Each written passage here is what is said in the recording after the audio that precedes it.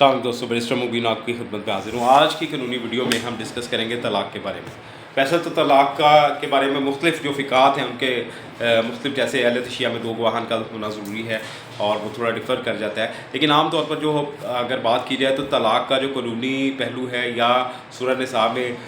جو بتایا گیا ہے اس کے مطابق زبانی طلاق جو ہمارا قانون فالو کر رہا ہے، جس کو ریاستی قانون فالو کرتا ہے اور جس کو شرعی قانون بھی فالو کرتا ہے، وہ یہ ہے کہ جب تک کہ 3 طلاق جو ہے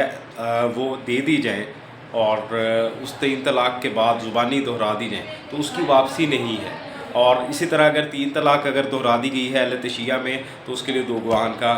موجود ہونا ضروری ہے، جبکہ فقہ میں نہیں۔ لیکن بات آ جاتی ہے 3 طلاق کی۔ جب تک کہ 3 طلاق کے بارے میں آپ کوئی ایس ایم ایس کر دیں، کوئی شوہر اگر ایس ایم ایس کر دیتا ہے بیوی کو اور اس میں 3 طلاقیں لکھ دیتا ہے تو وہ بھی طلاق شرعی طور پر واقع ہو جاتی ہے، یا واٹس ایپ کر دیتا ہے۔ اور اس کا ایک کیس کی میں کہانی آپ کے ساتھ ڈسکس کرتا چلوں، وہ یہ ہے کہ اس طرح کا ایک کیس میرے پاس 2018 میں ایک آیا تھا، جس میں طلاق ثلاثہ لکھ کر بھیج دی تھی شوہر نے اپنی کزن کو، یعنی اپنی بیوی کو، اور اس کے بعد وہ دونوں پارٹیوں کا چونکہ میرے ساتھ ایک اچھا ریلیشن شپ تھا اور وہ دونوں میرے پاس آئیں، اور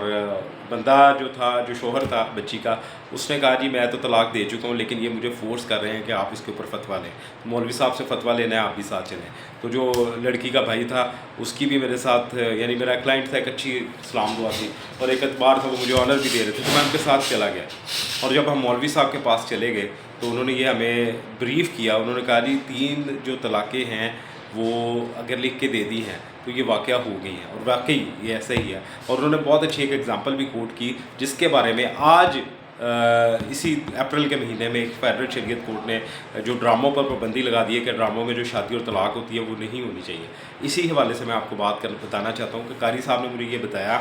مفتی صاحب نے، کہ وکیل صاحب جو طلاق ہے نا، وہ نبی پاک صلی اللہ علیہ وآلہ وبارک وسلم کا جو قول مبارک ہے، اس کی روح سے، اس کی روشنی سے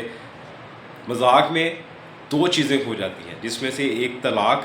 اور دوسرا نکاح۔ انہوں نے پھر اگزامپل کوٹ کی کہ یہ جو ڈراموں میں نکاح کیا جاتا ہے، جس میں آپ قبول ہے قبول ہے قبول ہے کہہ دیتے ہیں، تو وہ بھی نکاح ہو جاتا ہے۔ تو اسی کے اوپر آج 6 سال کے بعد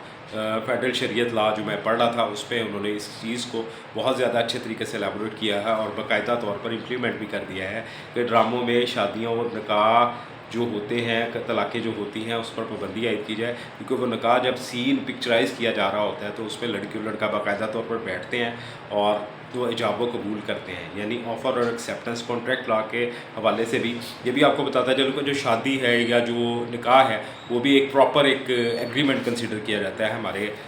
قوانین کے مطابق پاکستان کے۔ تو ان چیزوں سے اجتناب کریں، اور اگر کوئی زبانی طلاق دیتا ہے وہ تو واقعہ ہو جاتی ہے، اگر ایک طلاق دیتا ہے تو اس کے بعد رجوع کیا جا سکتا ہے، دوسری طلاق کے بعد